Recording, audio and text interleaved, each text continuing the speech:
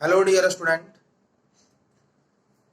हम लोग पिछले क्लास में ऑर्डर इन कॉम्प्लेक्स रिएक्शन पढ़े थे, है ना।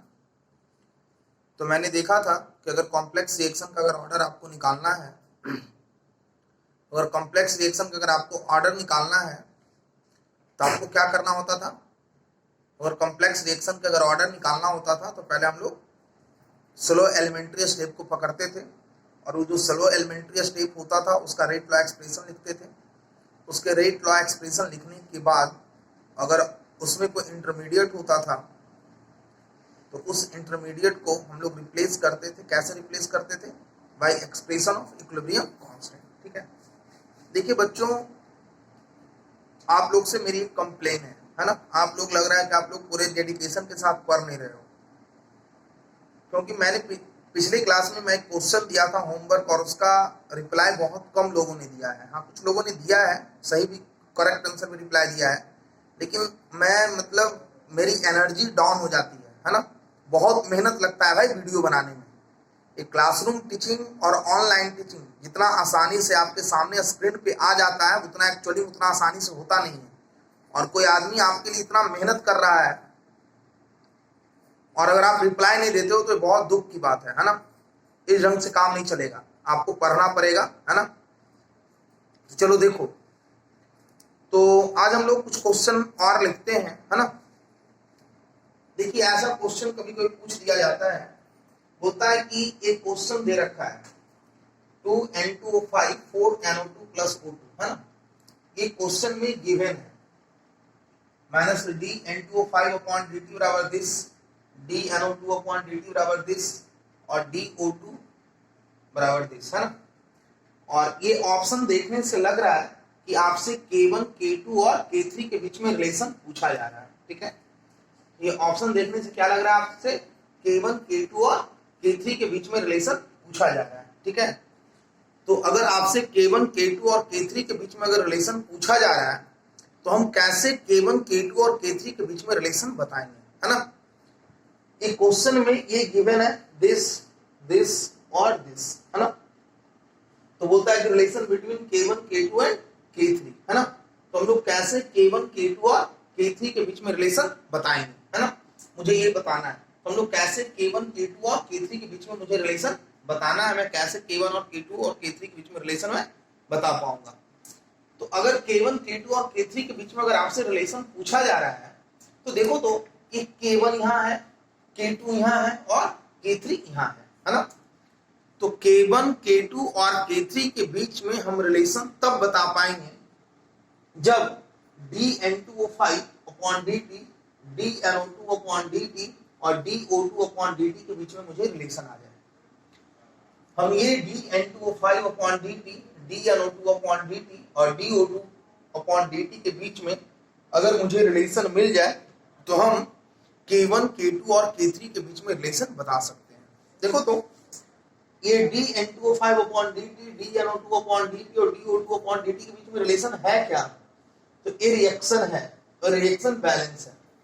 और हम बताए थे किसी भी रिएक्शन में जितने भी कंपोनेंट होते हैं उसके रेट ऑफ रिएक्शन आपस में इक्वल होता है।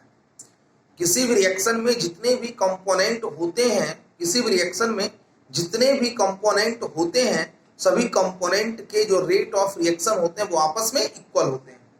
मतलब इस रिएक्शन में जितने भी कंपोनेंट है तो अगर इसका जो रेट ऑफ रिएक्शन आपस में इक्वल होगा, मतलब इसके और इसके बीच में रिलेशन चाहिए, तो इसके और इसके बीच में रिलेशन तभी बता सकते हैं जब हम इसका रेट ऑफ रिएक्शन लिखें। क्यों?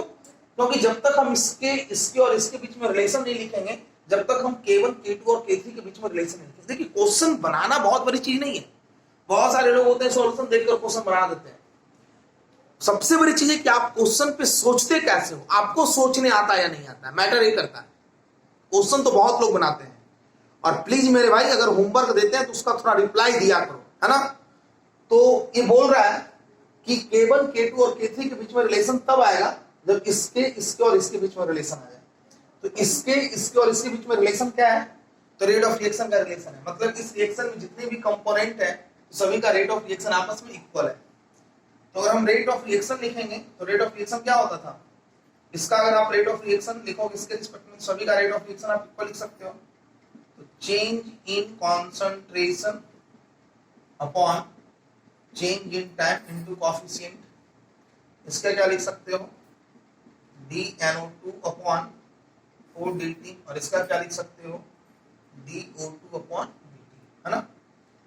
मतलब इस रिएक्शन में इन तीनों कंपोनेंट के रेट ऑफ रिएक्शन इक्वल। अब देखो तो इसका वैल्यू दे रखा है, तो इसका वैल्यू क्या दे रखा है भाई, तो K1 N2O5 upon 2, DNO2 upon dt का वैल्यू दे रखा है, इसका वैल्यू दे रखा है, क्या दे रखा है K2 अपॉन N2O5 अपॉन 4, और DO2 अपॉन dt का वैल्यू क्या दे रखा है K3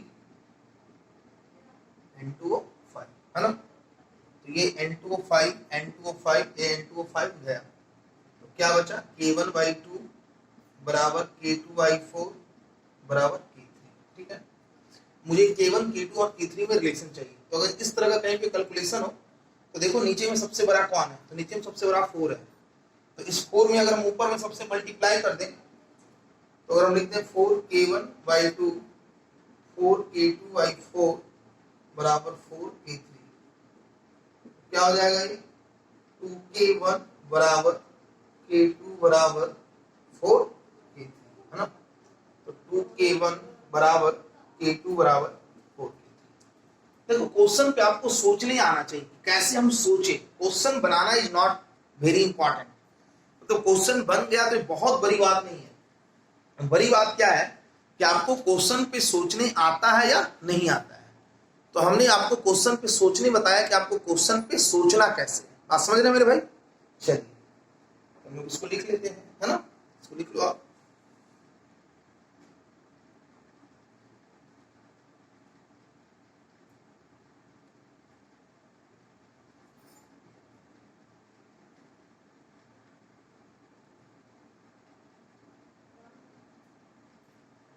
लोग इसको लिख लिया हम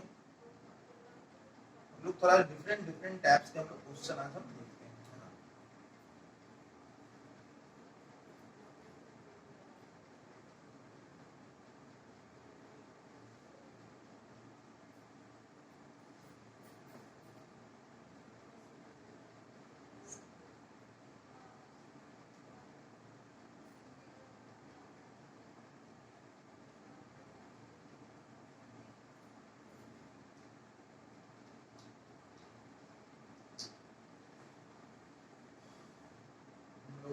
नेक्स्ट क्वेश्चन और लिखते हैं,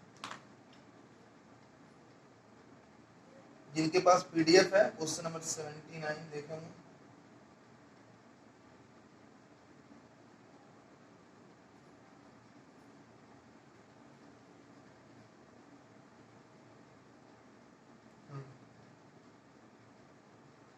बोलता है the rate of gaseous reaction, लिख दे रहा हूं,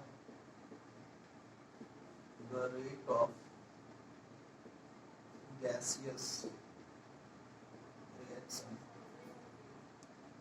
the rate of gaseous reaction A plus B product, है ना, is given by expression, is given by expression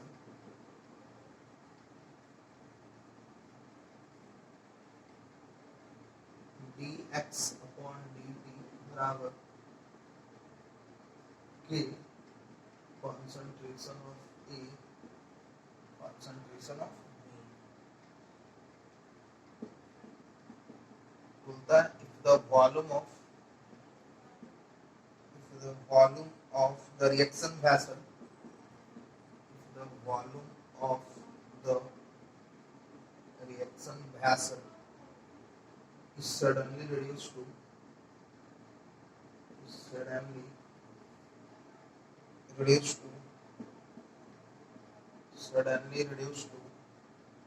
1/4 of the initial volume, 1/4 of the initial volume, बोलता है find the ratio of find the ratio of final to find the ratio of final to initial है ना बच्चों। देखो question को हम लोग लिखते हैं, है ना, बोलता है कि the rate of gaseous reaction, हम लोग क्वेश्चन लिख लो पहले, बोलता है the rate of gaseous reaction this expression दे रखा है ना, if the volume of reaction vessel is suddenly reduce to 1/4 of the initial volume. ठीक है, कह रहा है कि ये रिएक्शन है, इस रिएक्शन का ये एक्सप्रेशन dx/dt क्या दिया, पहले इसको समझना है।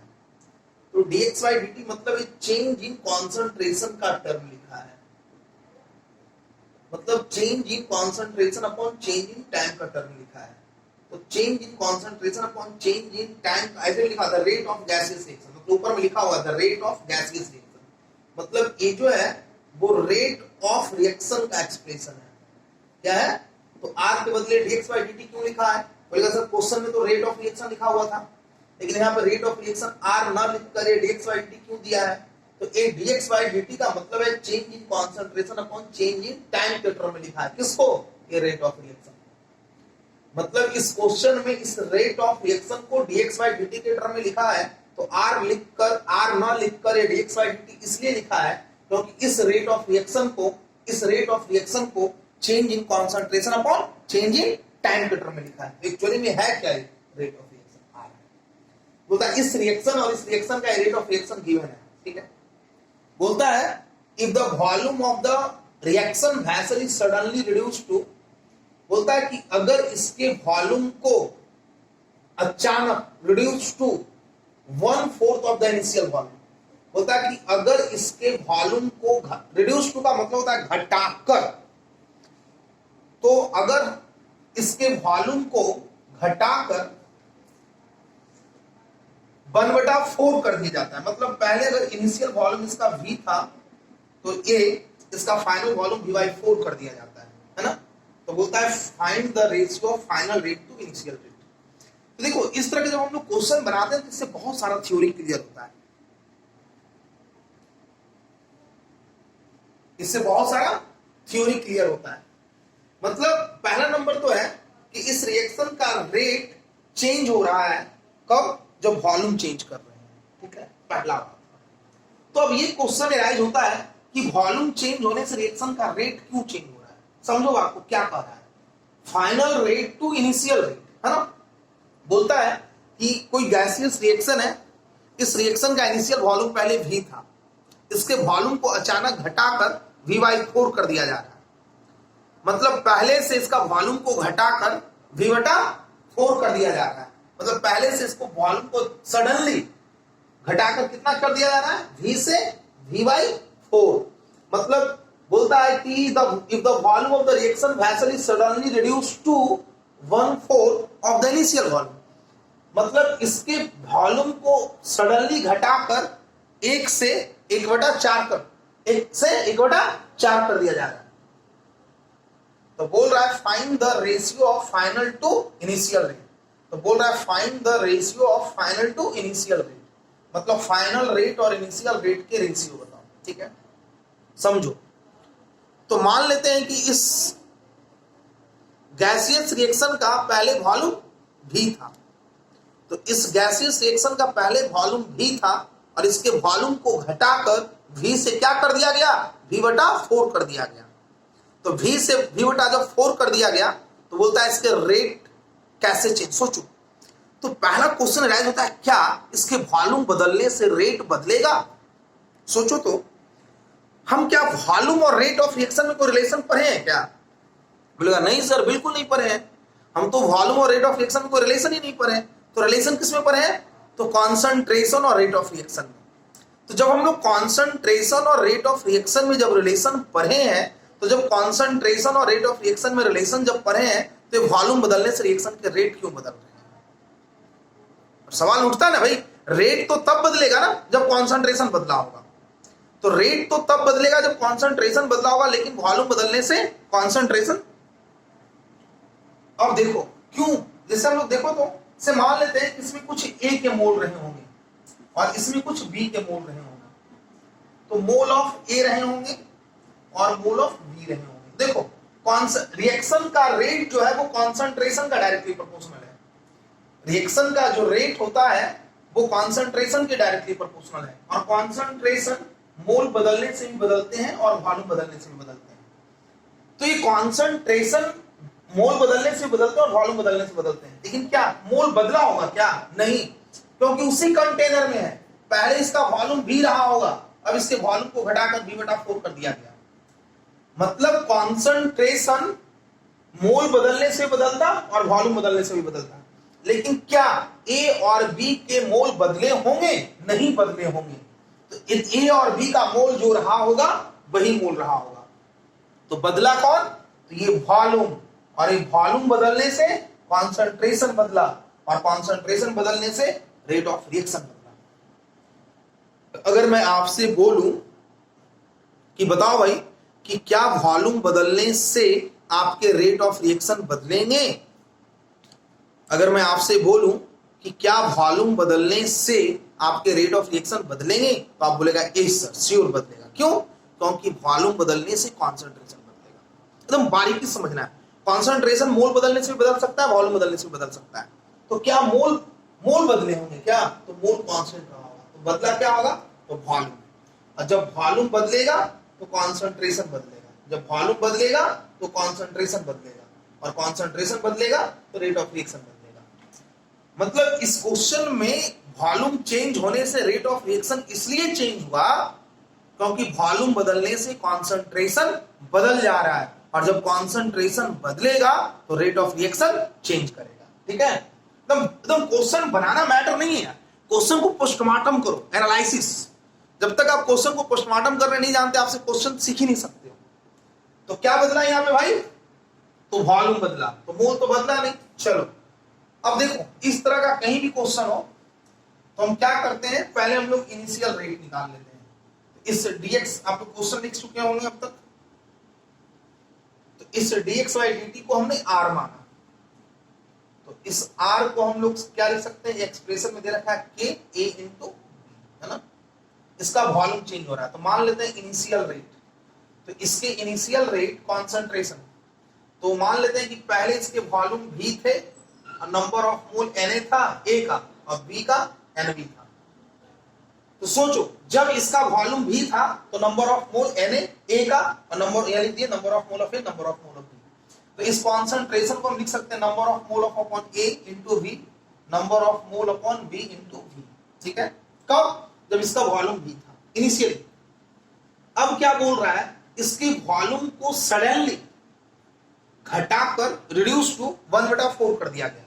मतलब पहले जब इसका वॉल्यूम भी था, तो जब इसका वॉल्यूम भी था तो रिएक्शन का रेट आ रही था। अब क्या कह रहा है? इसके वॉल्यूम को घटाकर इसके वॉल्यूम को क्या कर दिया गया? v/4 कर दिया गया। बोलो, तो जब v/4 किया गया होगा तो क्या ये वॉल्यूम जब बदला होगा, v से जब v/4 हुआ होगा, तो बोलो तो मेरे भाई, क्या ये मोल भी बदला होगा? नहीं, पहले भी ए के मोल रहे होंगे और अब भी ए मोल रहे होंगे। पहले भी बी के Nb रहे होंगे, अब भी Nb रहे होंगे। इसे हम क्या लिख सकते हैं? Rf बराबर 16 K into Na/V into Nb/V, है ना? जब नीचे आप लोग लिख चुके होंगे तो इसको थोड़ा मिटा ले रहे हैं। बोलो मिटा ले, इसको लिख लेना शुरू में तुम लोग।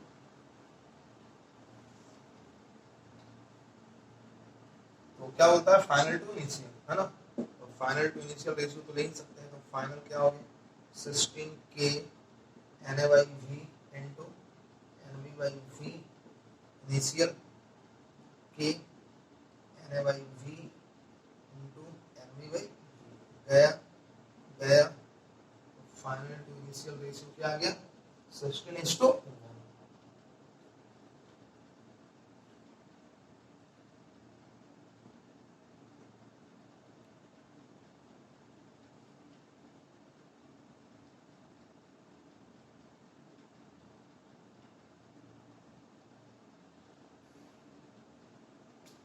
समझ रहे हैं बातों को?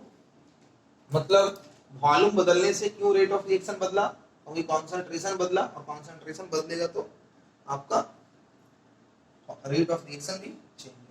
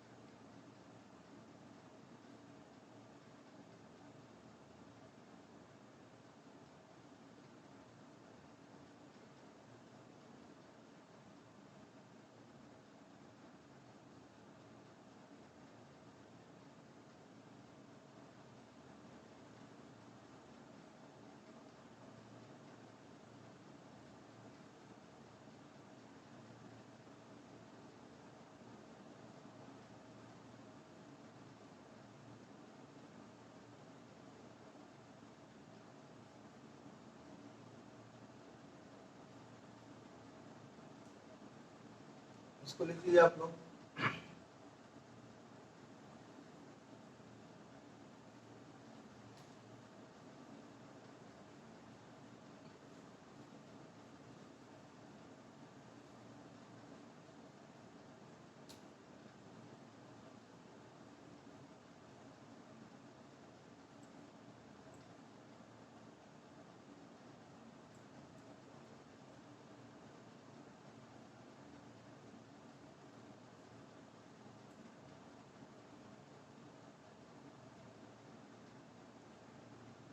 देखो तो क्वेश्चन दोस्तों, क्वेश्चन में लिखा हूं आपके पीडीएफ का क्वेश्चन नंबर 14 है। बोलता है for hypothetical reaction the following data are obtained, है ना। बोलता है A plus twice B product, ठीक है। चलो हम भी लिख दिए। बोलता है एक्सपेरिमेंट नंबर 1 2 3 4 5 और 6, ठीक है।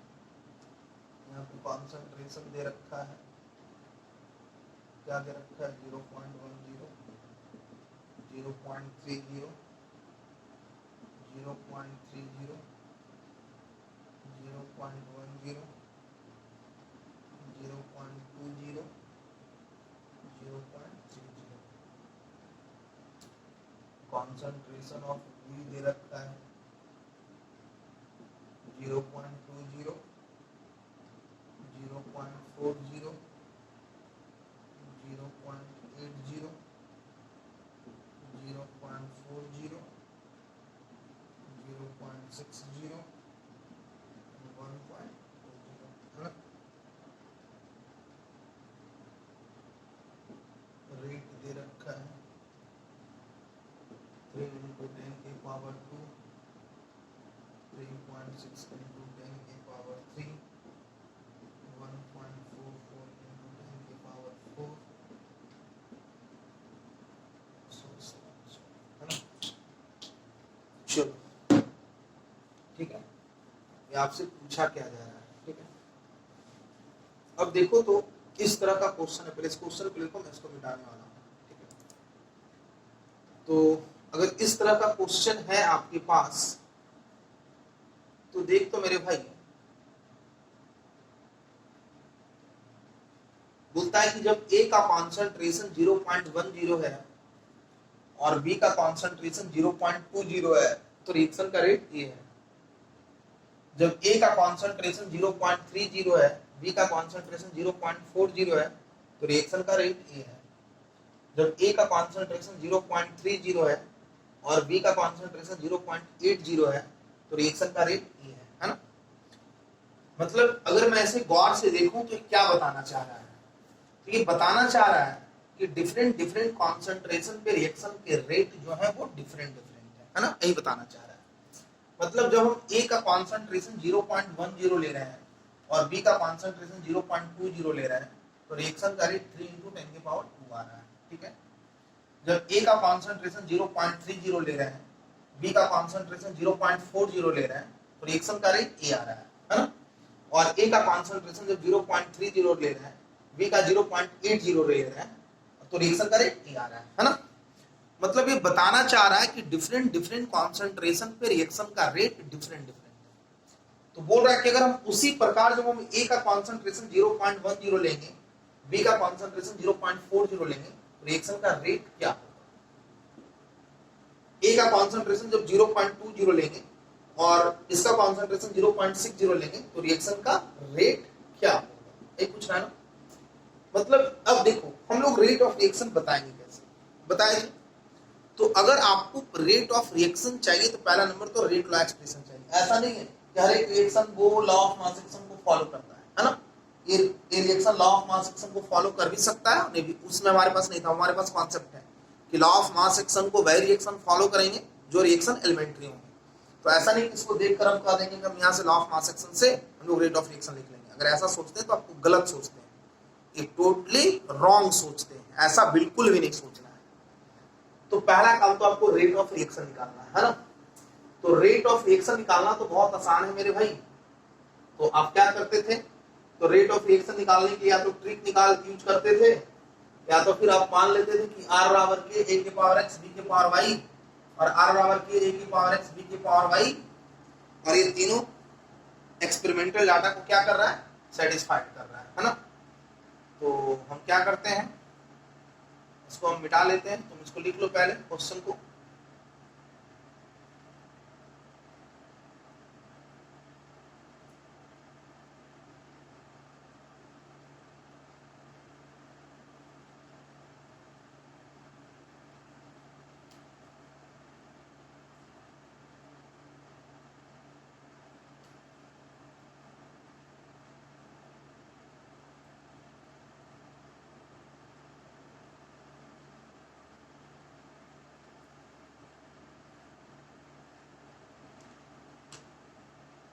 अब देखो हम जो क्वेश्चन लिखे थे उसमें हम क्या करते हैं, मान लेते हैं कि let the rate of reaction r बराबर के a की पावर x और b की पावर y, है ना। तो फर्स्ट एक्सपेरिमेंट में क्या दे रखा था, 3 × 10 की पावर 2। तो r बराबर क्या होगा, 3 × 10 की पावर 2 बराबर के। ए का कॉन्सेंट्रेशन क्या है, 0.10 की पावर x और बी का कॉन्सेंट्रेशन क्या है, 0.20 की पावर y, है ना। देखो दूसरा में रेट क्या दे रखा था, 3.6 × 10 की पावर 3, है ना। इससे हम लोग क्या लिख सकते हैं, 36 × 10 की पावर 2। तो सेकेंड का लिख लेते हैं 36 × 10 की पावर 2 के, और इसका कॉन्सेंट्रेशन कितना, 0.30 की पावर x और ये 0.40 की पावर y। इसमें क्या है, इसको लिख सकते हैं 144 × 10 की पावर 2 बराबर के 0.30 की पावर x और 0.80 की पावर y, ठीक है। चलो तो अगर आपको x चाहिए तो पहले हम लोग अगर y चाहिए तो हम लोग पहले x को एलिमिनेट कर लेते हैं। तो x कहाँ पे सेम है, तो थर्ड और सेकेंड और थर्ड में, है ना। सेकेंड और थर्ड में सेम है। तो अगर सेकेंड और थर्ड में सेम है तो हम लोग सेकेंड को थर्ड से डिवाइड कर सकते हैं। क्या हो जाएगा, 36 × 10 की पावर 2 × 144 × 10 की पावर 2 के 0.30 की पावर x, 0.40 की पावर y के 0.30 की पावर x, 0.80 की पावर y। अब देखो तो ये चला गया, ये चला गया, क्या बचा यहाँ पे 36 1/4 और यहाँ पे क्या बचा 1/2 की पावर y। इस 1/4 को क्या लिख सकते हो, 1/2 का स्क्वायर, और यहाँ क्या लिख सकते हो 1/2 की पावर y। दोनों का बेस इक्वल तो पावर इक्वल, है ना। तो y का वैल्यू आ गया, ठीक है। अब हमको x चाहिए, तो x चाहिए तो y को एलिमिनेट करना है। लेकिन देखो यहाँ पे y कहीं पे सेम ही नहीं है। तो अगर y कहीं पे सेम नहीं तो कोई बात नहीं, थोड़ा सा तो मैथ आना चाहिए, है ना।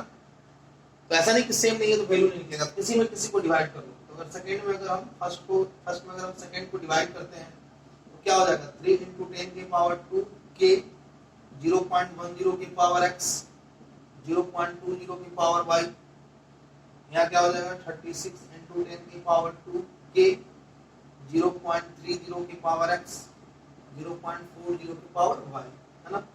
ये गया 1/12, क्या हो जाएगा ये 1/3 की पावर x 1/2 की पावर y। चलो कुछ नहीं किया, फर्स्ट में सेकंड को डिवाइड किए, है ना। तो 1/12 बराबर 1/3 की पावर x और 1/2 की पावर 2, तो 1/12 बराबर 1/3 की पावर x इंटू 1/4। कितना तो यार कैलकुलेशन आना चाहिए। 1/3 की पावर x, दोनों का बेस इक्वल, x का वैल्यू हुआ, है ना। देख लो गौर से, कुछ नहीं किया, फर्स्ट में सेकंड को डिवाइड किए, ठीक है। फर्स्ट है तो फर्स्ट में सेकंड को डिवाइड किए, तो ये से एक कट गया, सॉरी यहाँ 1/3 की पावर x लिख दिए, यहाँ 1/2 की पावर y लिख दिए, y का वैल्यू निकाल के रखे थे, पुट कर दिए, सोल्व कर लिए, तो x का वैल्यू 1 आ गया, x 1 आ गया और y 2 आ गया, ठीक है। तो देखो हम बताए थे कि कॉन्सेंट्रेशन बदलने से रेट ऑफ रिएक्शन बदलता है, ठीक है। तो बोल रहा था क्या कि जब हम लोग चौथा एक्सपेरिमेंट में जब हम कॉन्सेंट्रेशन बदल रहे हैं तो रिएक्शन का रेट क्या होगा। तो हम रिएक्शन का रेट तब बता सकते हैं, हम रिएक्शन का रेट तब बता सकते हैं जब हम मेरे पास पहले, हम रिएक्शन का रेट तब बता सकते हैं कब, हम रिएक्शन का रेट तब बता सकते हैं जब पहले हमारे पास क्या हो, रिएक्शन का रेट हम तब बता सकते हैं जब हमारे पास पहले क्या हो, रेट ऑफ रिएक्शन हो। तो हमारे पास रेट ऑफ रिएक्शन आ चुका है, ठीक है।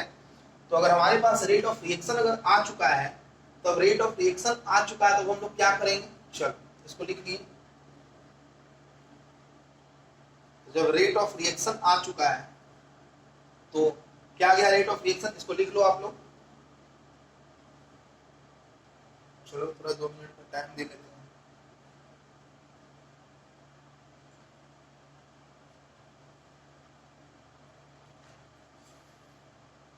चलिए देखिए, ऑनलाइन में झंझट नहीं है, वीडियो रोक कर भी लिख सकते हैं हम लोग। इसको मिटा देते हैं, बस वैल्यू लिख लेना कहीं पे, तो इधर साइड में लिख लेते हैं x का 1 और y का, इसको मिटाना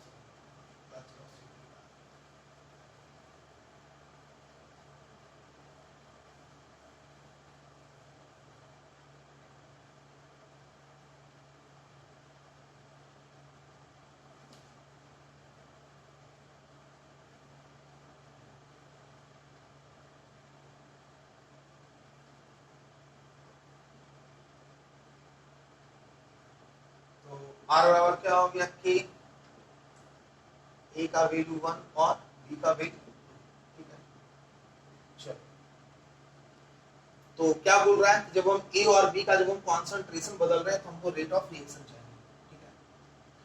बोल रहा है कि जब हम a और b का जब हम कॉन्सेंट्रेशन चेंज कर रहे हैं, जब a और b का जब हम कॉन्सेंट्रेशन चेंज कर रहे हैं, तो जब हम a और b का जब हम कॉन्सेंट्रेशन चेंज कर रहे हैं तो मुझे रेट ऑफ रिएक्शन चाहिए, ठीक है।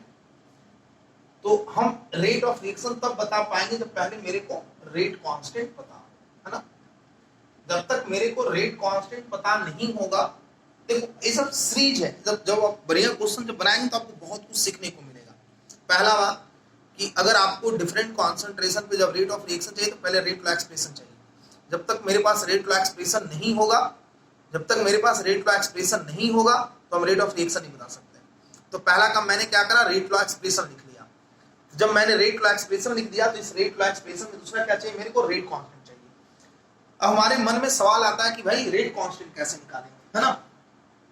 मेरे मन में सवाल आता है कि भाई रेट कांस्टेंट हम कैसे निकालेंगे।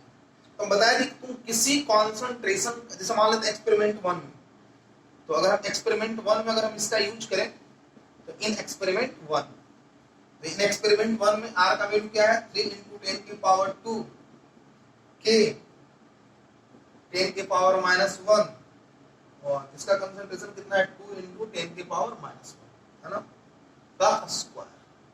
तो क्या हो जाएगा 3 × 10 की पावर 2 k 10 की पावर -1, तो 4 × 10 की पावर -2, है ना।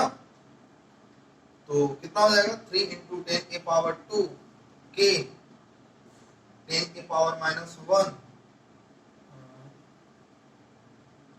4 इंटू 10 की पावर माइनस 3।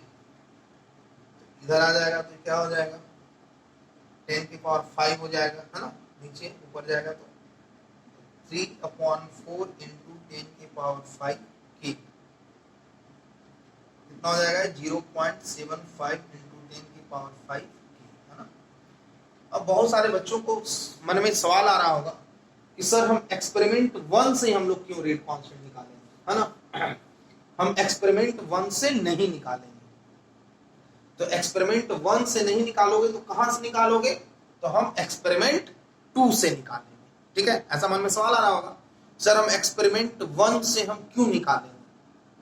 तो हम एक्सपेरिमेंट 1 से नहीं निकालेंगे तो कहां से निकालेंगे, एक्सपेरिमेंट 2 से निकालेंगे। ठीक है, तो हम लोग एक्सपेरिमेंट 2 से ही देख लेते हैं कि एक्सपेरिमेंट 2 से क्या होता है। तो अगर हम एक्सपेरिमेंट 2 का भी अगर हम बात करें तो इन एक्सपेरिमेंट 2 तो क्या है, तो हम इसको लिख सकते हैं 36 इंटू 10 की पावर 2 के। ए का कॉन्सेंट्रेशन कितना है, तो 3 इंटू 10 की पावर माइनस 1 है। बी का कॉन्सेंट्रेशन कितना है, तो 4 इंटू 10 की पावर माइनस 1। तो आप इसे निकालोगे तो 36 इंटू 10 की पावर 2 के 3 इंटू 10 की पावर माइनस 1, 16 इंटू 10 की पावर माइनस 2। तो कितना हो जाएगा ये भाई, हो जाएगा 12, 12/16 10 की पावर माइनस 2 माइनस 3 10 की पावर 5 बराबर 3, 4 दिया 12 और 4 चौक 16, कितना आ गया 0.75 इंटू 10 की पावर 5। ये प्रूफ एकदम मैं कर देता हूँ, कहीं से कंफ्यूजन रहने नहीं मैं देता हूँ कि कैसे हुआ।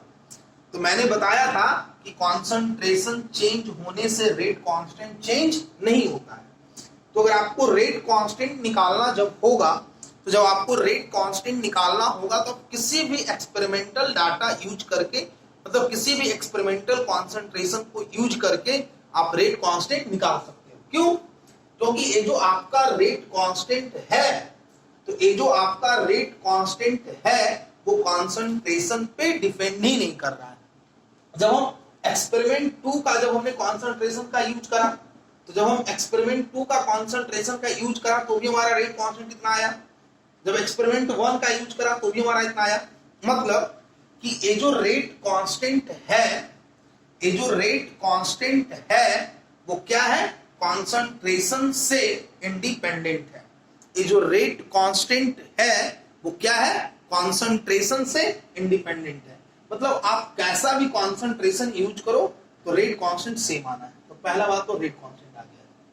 पहला क्या निकालना था मुझे, रेट का एक्सप्रेशन मैंने निकाल चुका है।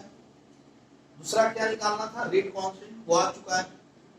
वो आप एक्सपेरिमेंट 1 एक्सपेरिमेंट 2 कहीं से निकाल सकते हो, उसको लिख लो आप।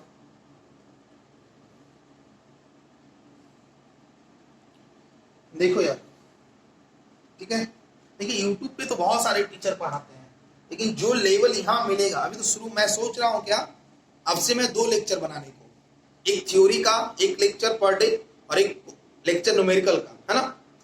मतलब आपको फील हो कि नहीं, अगर आपने टाइम बर्बाद करा 1 घंटा तो आप वहां से कुछ आउटपुट गेन करा है। पढ़ाने का, पढ़ने का मतलब यही होता है, ठीक है। तो जब आप 1 घंटा टाइम बर्बाद कर रहे हैं तो आपको लगना चाहिए कि नहीं चलो भाई मैंने आज कुछ सीखा, मैंने कुछ एक्स्ट्रा नॉलेज जाना। तो यहां से मैंने क्या करा, रेट कांस्टेंट निकाल लिया। आपसे पूछ क्या रहा था, तो पूछ रहा था कि जब 4th एक्सपेरिमेंट में जब हम कॉन्सेंट्रेशन को हम अलग अलग ले रहा था तो वहां पे रेट ऑफ रिएक्शन क्या होगा, है ना। मिटा लेते हैं इसको।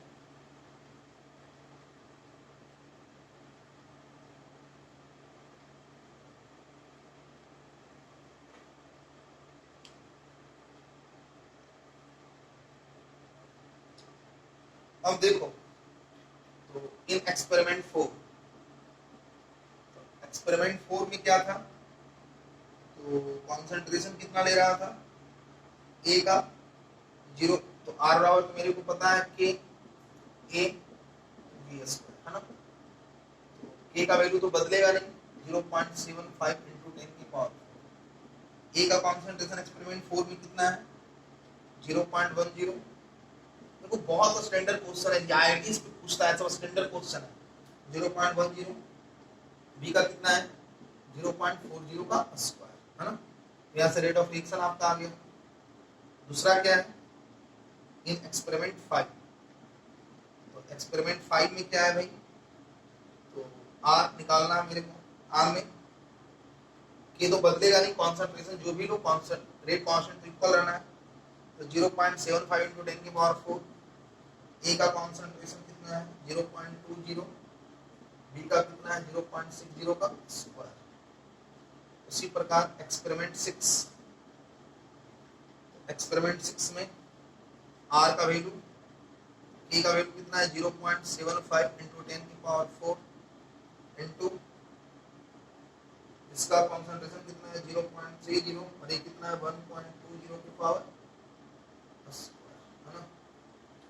अब देखो तो मेरे बालक, मतलब इस क्वेश्चन से आपको क्या सीखने को मिला। तो इस क्वेश्चन से मुझे ये सीखने को मिला कि पहला नंबर तो मुझे रेट ऑफ रिएक्शन निकालने आना चाहिए, मतलब दूसरा कि रेट कांस्टेंट कॉन्सेंट्रेशन पे डिपेंड नहीं करेगा, मतलब कॉन्सेंट्रेशन बदलने से आपके रेट कांस्टेंट पे कोई इफेक्ट नहीं पड़ेगा। मतलब डिफरेंट डिफरेंट कॉन्सेंट्रेशन के लिए rate of reaction different different होगा। मतलब जैसे जैसे जैसे ए और बी का कॉन्सेंट्रेशन चेंज हो रहा है, तो जैसे जैसे ए और बी का कॉन्सेंट्रेशन चेंज हो रहा है तो रेट ऑफ रिएक्शन चेंज होगा, लेकिन रेट कांस्टेंट इक्वल रहेगा, है ना। तो ये मुझे सीखने को मिला। इसको लिखते हैं हम फिर।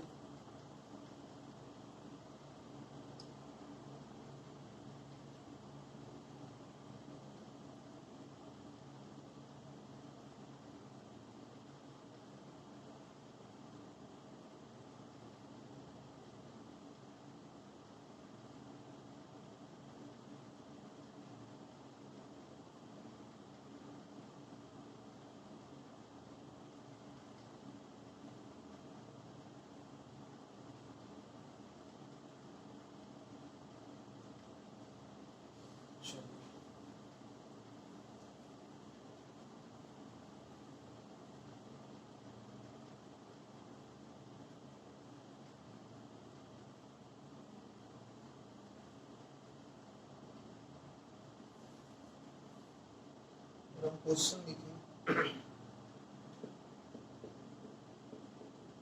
for the gaseous, for a gaseous reaction,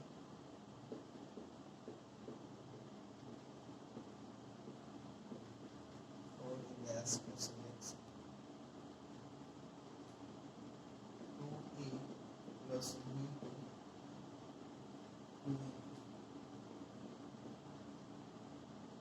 following rate data was obtained at 300 ऐसे रहेगा, नहीं मान लो for a gaseous reaction, ठीक है। बोलता है concentration of A, concentration of B2 और ऐसा कुछ दे रखा है माइनस डी पॉइंट, यह 0.015 एम, यह 0.09 एम और यह 0.015 एम, यह 0.15 एम, यह 0.15 एम और यह 0.45 एम।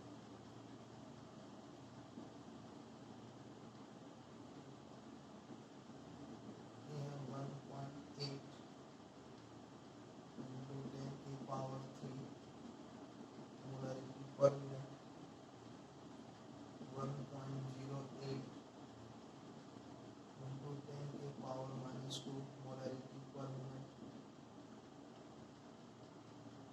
और यह 5.40 into 10 की पावर -3 मोलरिटी पर minute.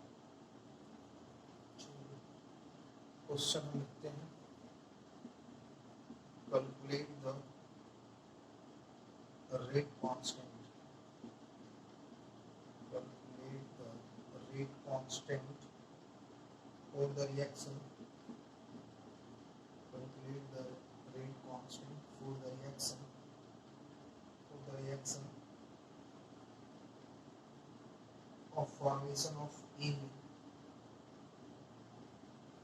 rate constant for the reaction of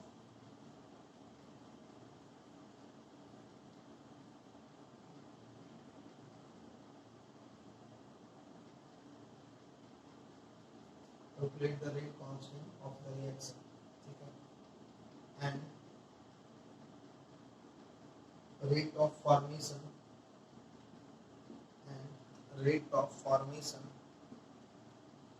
and rate of formation of AB when concentration of A is 0.02 and concentration of B2 is 0.04 m। देखो भाई बहुत ही खूबसूरत क्वेश्चन है ये सब, है ना। पहला नंबर तो ये सब क्वेश्चन आपको ना तो ऑर्डिनरी बुक में मिलेगा, ना तो ऑर्डिनरी असाइनमेंट में मिलेगा, ना तो ऑर्डिनरी पैकेज में मिलेगा, है ना। तो बहुत ही खूबसूरत क्वेश्चन है। चलिए हम लोग शुरू करते हैं।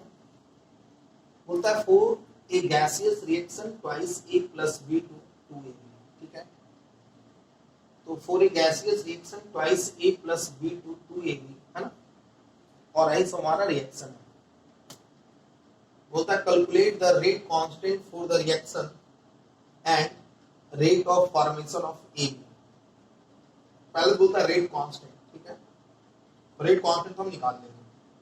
दूसरा क्या बोलता है, rate of formation of AB when concentration of A this and concentration of B2 is this. समझो बात को, हम बताए थे कि अगर आपको रेट ऑफ फॉर्मेशन चाहिए तो पहले रेट ऑफ रिएक्शन चाहिए, ठीक है।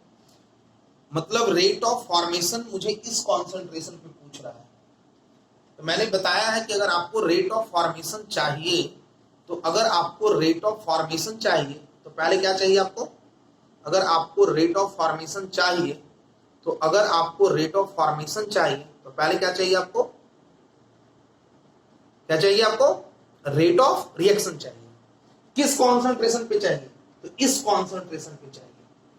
हम पढ़े हैं क्यों ये कॉन्सेंट्रेशन लिखा हुआ है, क्योंकि कॉन्सेंट्रेशन बदलने से रेट ऑफ रिएक्शन बदलेगा, और जब कॉन्सेंट्रेशन बदलने से जब रेट ऑफ रिएक्शन बदलेगा तो रेट ऑफ फॉर्मेशन भी बदलेगा। कॉन्सेंट्रेशन बदलने से जब रेट ऑफ रिएक्शन बदलेगा तो रेट ऑफ फॉर्मेशन भी बदलेगा, ठीक है बच्चों। जब कॉन्सेंट्रेशन बदलने से जब रेट ऑफ फॉर्मेशन बदलेगा तो रेट ऑफ रिएक्शन भी बदलेगा, ठीक है। चलो कॉन्सेंट्रेशन बदल जब रेट ऑफ रिएक्शन बदलेगा तो रेट ऑफ फॉर्मेशन भी बदलेगा। पहले इस क्वेश्चन को लिख लो। तो पहले हम रेट कांस्टेंट निकालते हैं। तो रेट कांस्टेंट हम तब निकाल पाएंगे तो पहले मेरे को रेट का एक्सप्रेशन चाहिए। तो हम लोग इसको क्या लिख सकते हैं, तो इसे ऐसे लिख लेते हैं 1.5 इंटू 10 के पावर माइनस 2। इसको लिख लेते हैं 9 इंटू 10 के पावर माइनस 2 और 1.5 इंटू 10 के पावर माइनस 2, है ना। इसमें थोड़ा दिक्कत हो तो इसको निपटा लिए। और यहाँ भी अगर 10 की पावर माइनस 2 में दिक्कत हो तो आप इसको ऐसे लिख सकते हो 10.8 इंटू 10 की पावर माइनस 3। सबका 10 की पावर माइनस 3 पावर हो गया। अब देखो अगर जहां पे दो सेम है तो वहां पे हम लोग ट्रिक लगा सकते हैं। ट्रिक बताए थे कि अगर A के ऊपर पावर चाहिए तो देखो B2 में कहां कहां पे कॉन्सेंट्रेशन सेम है। तो किसका किसका कॉन्सेंट्रेशन सेम है, फर्स्ट और सेकेंड का। तो वापस अब यहाँ पे आ जाओ। तो ये जो सेकेंड है वो फर्स्ट का कितना टाइम्स है, 6 टाइम्स है। और यहां पर भी आ जाओ, ये भी 6 टाइम्स है। इसके ऊपर क्या पावर देनी, किसके इक्वल हो जाएगा, तो 1। तो अगर हम x इसको मानेंगे तो x का वैल्यू 1। अगर B2 का पावर चाहिए तो 1 में आ जाओ। A में कहां कहां पे सेम है, तो फर्स्ट और थर्ड में। अब यहाँ पे आ गए, ये जो थर्ड है वो फर्स्ट का 3 टाइम्स है और ये भी कितना टाइम्स है, 3 टाइम्स है। इसके ऊपर क्या पावर देंगे, किसका इक्वल हो जाएगा, तो 1। तो y का वैल्यू 1। तो यहां से हमारा क्या आ गया बच्चों, रेट ऑफ रिएक्शन, ठीक है, रेट ऑफ रिएक्शन। तो रेट ऑफ रिएक्शन तो क्या आ गया, x का वैल्यू 1 और y का वैल्यू 1, है ना। तो हम यहां से लिख सकते हैं रेट r बराबर k, a की पावर 1 और v2 की पावर v1, है ना। अब इस क्वेश्चन को लिख लो। मैं इस क्वेश्चन को साफ करने वाला हूं। तो जब हमारा रेट ऑफ रिएक्शन जब आ गया तो पहले तो मैं रेट कांस्टेंट निकाल लेता हूं, है ना। हम रेट कांस्टेंट कैसे निकालेंगे, किसी से निकाल सकते हैं, फर्स्ट एक्सपेरिमेंट, सेकंड, थर्ड, किसी तो फर्स्ट तरीके में क्या हो जाएगा, तो 1.8 × 10⁻³ के ए का कॉन्सेंट्रेशन, 1.5 × 10⁻², V2 का कॉन्सेंट्रेशन 0.15 है ना। तो यहाँ से डायरेक्ट के का वैल्यू लिख ले रहा है, तो के का वैल्यू आ जाएगा 0.08, ठीक है, शायद इतना ही आता है। तो यहाँ से डायरेक्ट के का वैल्यू लिख लेते हैं 0.08, ठीक है।